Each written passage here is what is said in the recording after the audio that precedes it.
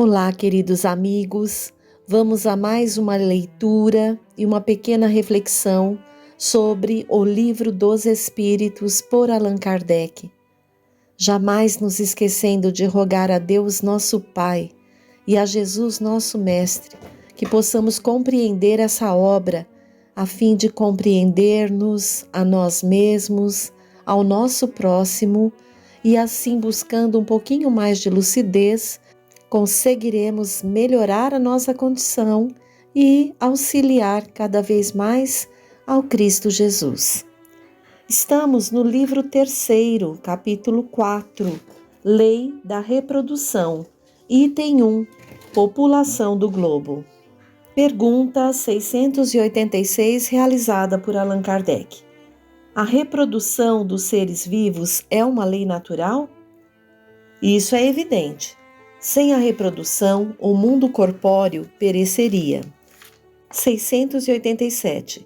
Se a população seguir sempre a progressão constante que vemos, chegará um momento em que ela se tornará excessiva na Terra? Não. Deus a isso provê, mantendo sempre o equilíbrio. Ele nada faz de inútil. O homem, que só vê um ângulo do quadro da natureza, não pode julgar da harmonia do conjunto. Então, a lei da reprodução, mais uma lei natural, que é necessária ao mundo corpóreo. E a segunda resposta da espiritualidade superior a Kardec informam que Deus a tudo provê, inclusive o equilíbrio da população do globo, e que nós temos um ponto de vista bastante estreito, não nos cabendo fazer esse julgamento, né? Item 2. Sucessão e aperfeiçoamento das raças. Pergunta 688. Há neste momento raças humanas que diminuem evidentemente. Chegará um momento em que terão desaparecido da Terra? Isso é verdade, mas é que outras lhes tomaram o lugar, como outras tomarão o vosso um dia. 689. Os homens de hoje são uma nova criação ou os descendentes aperfeiçoados dos seres primitivos? São os mesmos espíritos que voltaram para se aperfeiçoarem em novos corpos, mas que ainda estão longe da perfeição. Assim, a raça humana atual que, por seu crescimento, tende a invadir toda a Terra e substituir as raças que se extinguem, terá também o seu período de decrescimento e extinção. Outras raças mais perfeitas a substituirão, descendendo da raça atual, como os homens civilizados de hoje descendem dos seres brutos e selvagens dos tempos primitivos. Sim, podemos compreender essa resposta da espiritualidade superior a Kardec olhando os nossos próprios livros com referência à evolução do corpo humano no planeta Terra, como a gente já passou de um corpo primitivo, como diz aqui, né, dos tempos primitivos, mais brutos, mais selvagens, para os corpos humanos de hoje, e compreendemos sim que esse é um processo de evolução. Conforme o planeta vai evoluindo, os seres que vão habitando vão evoluindo também. E o corpo físico vai se tornando menos bruto, mais sutil em sua forma, né? Em reencarnando no mundo superior. 690. Do ponto de vista puramente físico, os corpos da raça atual são uma criação especial ou procedem dos corpos primitivos por via de reprodução? A origem das raças se perde na noite dos tempos, mas como todos pertencem à grande família humana, qualquer que seja o tronco primitivo de cada uma, puderam mesclar-se e produzir novos tipos. 691. Qual é, do ponto de vista físico, o caráter distintivo e dominante das raças primitivas? desenvolvimento da força bruta em detrimento da intelectual. Atualmente, dá-se o contrário. O homem faz mais pela inteligência do que pela força física, e, no entanto, faz 100 vezes mais, porque colocou a seu serviço as forças da natureza, o que não fazem os animais. 692. O aperfeiçoamento das raças animais e vegetais pela ciência é contrário à lei natural? Seria mais conforme a essa lei deixar as coisas seguirem o seu curso normal? Tudo se deve fazer para chegar à perfeição. O próprio homem é um instrumento de que Deus se serve para atingir os seus fins. Sendo a perfeição o alvo para o que tende a natureza, favorecer a sua conquista é corresponder àqueles fins. 692a. Mas o homem é geralmente movido nos seus esforços para melhoramento das raças, apenas por seu interesse pessoal, que não tem outro objetivo senão o aumento do seu bem-estar. Isso não diminui o seu mérito? Que importa que o seu mérito seja nulo, contanto que se faça o progresso? Compete a ele tornar meritório o seu trabalho, através da intenção. Ademais, por meio desse trabalho, ele exercita e desenvolve sua inteligência, e é sob esse aspecto que tira maior proveito. Então vejam que interessante, né? Nesse item 2, sucessão e aperfeiçoamento das raças, tudo se dá também de acordo com a providência divina. Se o homem vai saindo ali da sua primitividade, sabendo usar melhor, como atualmente, o intelectual em detrimento da força bruta, né? Isso é uma evolução, mesmo que ainda seja um uso por um interesse menos digno, ele está exercitando a sua inteligência. O que Deus levará em conta sempre para avaliar a questão moral é a intenção. Mas é através desses exercícios da inteligência que ele vai aprendendo também e vai contribuindo para o progresso. Vamos lá. Item 3. Obstáculos à reprodução. Pergunta 693. As leis e os costumes humanos que objetivam ou têm por efeito criar obstáculos à reprodução são contrários à lei natural? Tudo o que entrava a marcha da natureza é contrário à lei geral. 693a. Não obstante, há espécies de seres vivos, animais e plantas, cuja reprodução indefinida seria prejudicial às outras espécies e das quais em breve o próprio homem seria vítima. Seria repreensível deter essa reprodução? Deus deu ao homem, sobre todos os seres vivos, um poder que ele deve usar para o bem, mas não abusar. Ele pode regular a reprodução segundo as necessidades, mas não deve entravá-la sem necessidade. A ação inteligente do homem é um contrapeso posto por Deus entre as forças da natureza para restabelecer-lhes o equilíbrio, e isso também o distingue dos animais, pois ele o faz com conhecimento de causa. Os animais concorrem, por sua vez, para esse equilíbrio, pois o instinto de conservação que lhes foi dado faz que, ao proverem a própria conservação, detenham o desenvolvimento excessivo e talvez perigoso das espécies animais e vegetais de que se nutrem. 694. Que pensar dos usos que têm por fim deter a reprodução com vistas à satisfação da sensualidade? Isso prova a predominância do corpo sobre a alma e quanto o homem está imerso na matéria.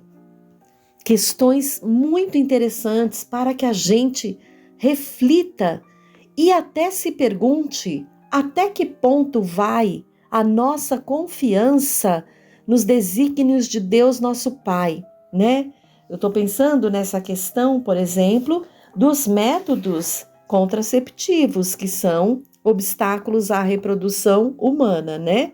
Aqui ele coloca que tudo que entrava a marcha da natureza é contrário à lei geral. E, no entanto, Deus deu ao homem, sobre todos os seres vivos, um poder que ele deve usar para o bem, mas não abusar.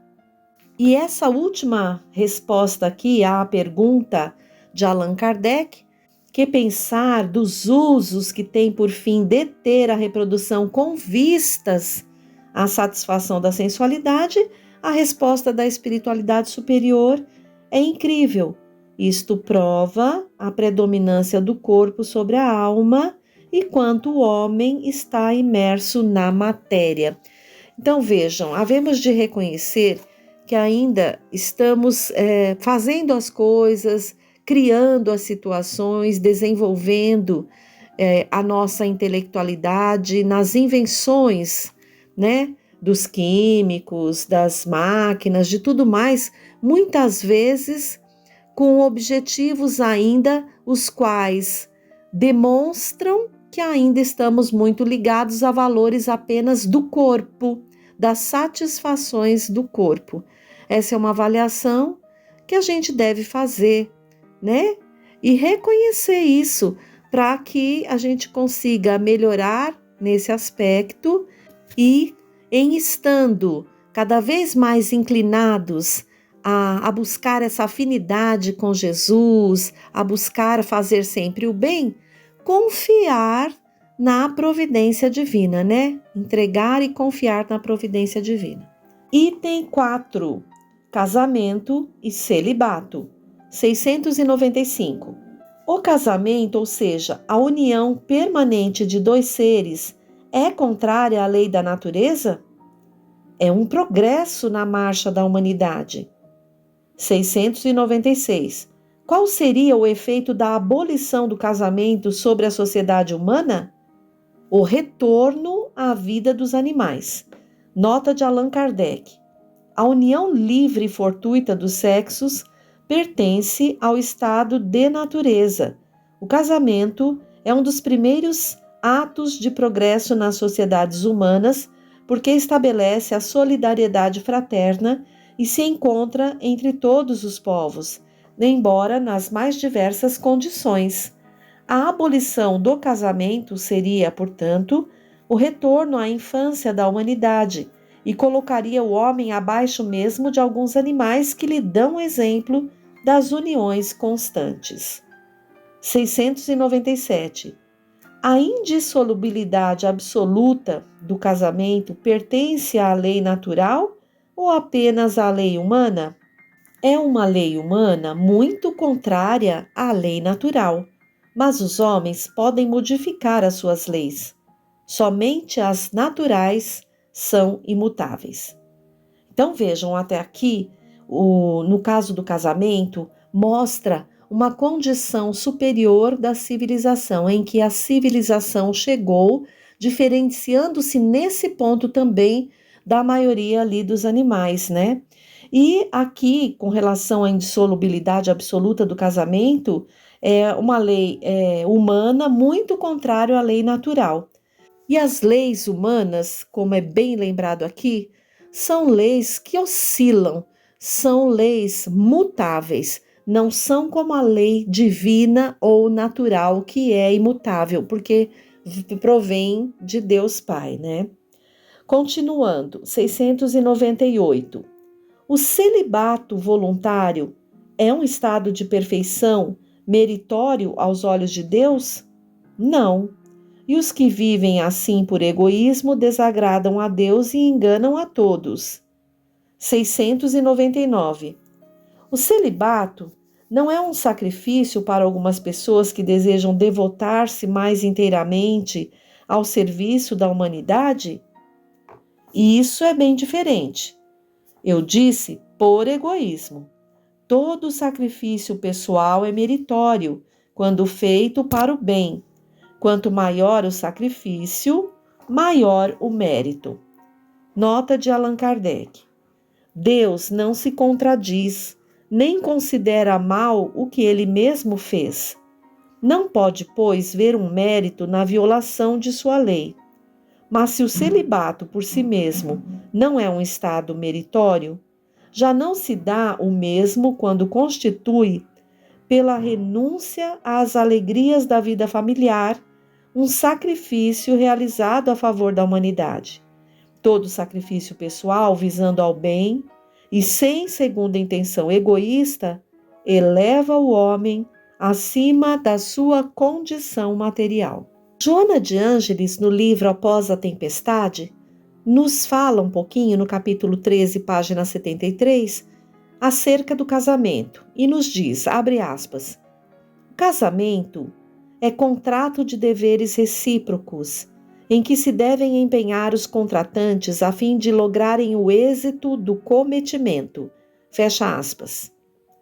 A união matrimonial faculta o reencontro e a convivência de espíritos comprometidos que carrearam para a vida presente a gama de afinidades geradas no passado reencarnatório.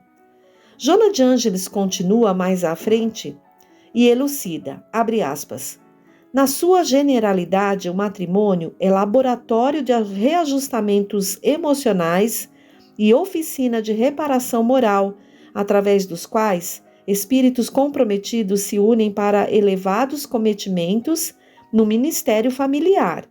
Sem dúvida, reencontro de espíritos afins produzem vida conjugal equilibrada em clima de contínua aventura, através da qual missionários do saber e da bondade estabelecem união, objetivando nobres desideratos em que empenham todas as forças. Outras vezes, programando a elaboração de uma tarefa relevante para o futuro deles mesmos, se penhoram numa união conjugal que lhes enseje reparação junto aos desafetos e às vítimas indefesas do passado, para cuja necessidade de socorrer e elevar compreendem ser inadiável. Fecha aspas. André Luiz faz importantes e elucidativas revelações no livro Ação e Reação, capítulo 14, página 198. Abre aspas. Nessa ou naquela idade física, o homem e a mulher, com a supervisão da lei que nos governa os destinos, encontram as pessoas e as situações de que necessitam para superar as provas do caminho, provas indispensáveis ao burilamento espiritual de que não prescindem para a justa ascensão às tarefas mais altas. Assim é que somos atraídos por determinadas almas e por determinadas questões, nem sempre porque as estimemos em sentido profundo, mas sim porque o passado a ela nos reúne, a fim de que por elas e com elas venhamos a adquirir a experiência necessária à assimilação do verdadeiro amor e da verdadeira sabedoria.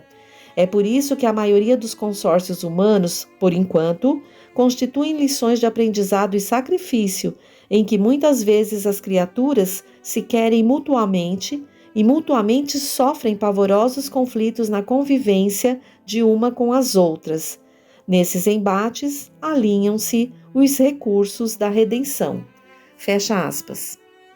E Emmanuel, no seu livro Vida e Sexo, página 100, nos diz, abre aspas, celibato e abstinência em qualquer forma de expressão constituem tentames louváveis do ser, experiência de caráter transitório, nos quais a fome de alimento afetivo se lhes transforma no imo do coração em fogo purificador, acrisolando-lhes as tendências ou transfigurando essas mesmas tendências em clima de produção do bem comum, através do qual, pela doação de uma vida, se efetua o apoio espiritual ou a iluminação de inúmeras outras.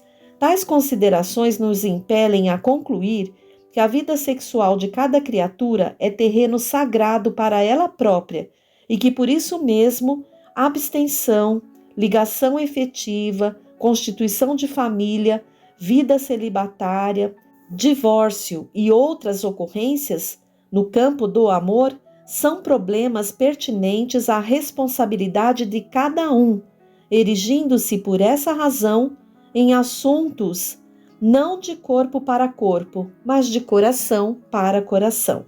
Fecha aspas. Agora vamos ao item 5, poligamia.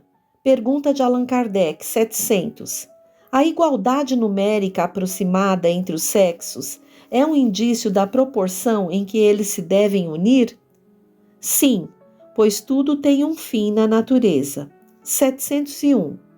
Qual das duas, a poligamia ou a monogamia, é mais conforme à lei natural? A poligamia é uma lei humana, cuja abolição marca um progresso social. O casamento, segundo as vistas de Deus, deve fundar-se na afeição dos seres que se unem. Na poligamia não há verdadeira afeição, não há mais do que sensualidade. Nota de Allan Kardec. Se a poligamia estivesse de acordo com a lei natural, devia ser universal, o que, entretanto, seria materialmente impossível em virtude da igualdade numérica dos sexos.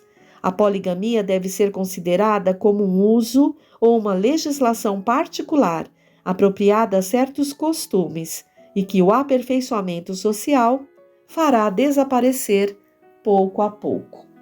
Muito interessante esses capítulos para que a gente possa compreender, refletir essas colocações de André Luiz, tanto quanto de Joana de Ângeles, possamos refletir bastante sobre isso, olhar para dentro de nós e avaliarmos ali a nossa condição espiritual neste assunto.